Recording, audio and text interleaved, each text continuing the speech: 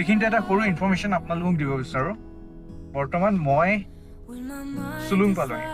Kaliabhomora bridge যদি আপোনালোকে সাৰিব তেজপুৰ ফালৰ পৰা আহিলে যোনটো পইণ্ট পায় সেইটো হৈছে চুলুং। আৰু সকলোৱে গম পাইছে এইফালে যোনে জাৰ্ণি কৰি আছে যেন চুলুঙত এখন টোল গেট দি দিলে, য'ত আপোনালোকে গাড়ী লৈ আহিলে, 4 হুইলাৰ লৈ আহিলে পইচা দিব লাগিব। এতিয়া কি কৰিছোঁ, আপোনালোকে টোল গেটখন নাপাওঁতে লেফ্ট ছাইডে চাব, দেখা পাব শিলঘাটলৈ বুলি লিখা আছে। আৰু যোনটো ৰাস্তাত মই এতিয়া গৈ আছোঁ এই ৰাস্তাটো দেখা পাব। এইটো হৈছে এটা শ্বৰ্টকাট শিলঘাটলৈ যোৱা, আৰু শিলঘাটৰ পৰা জখলাবন্ধাৰ ডিষ্টেঞ্চ হৈছে মাত্ৰ 7 কিলোমিটাৰ।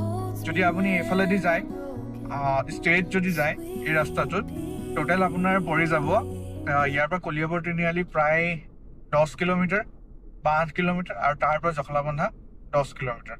আৰু এইফালে যদি আপুনি আহে প্ৰায় 15 কিলোমিটাৰত আপোনাৰ যোনটো প্ৰব্লেম আছে সেইটো প্ৰব্লেম ছল্ভ হৈ যাব। আৰু প্ৰব্লেম বুলি মই এইটো কাৰণে কৈছোঁ, আপুনি এইটো ৰাস্তাত আহিলে টোল টেক্স দিবও নালাগে, কিন্তু সাৱধানে আহিব।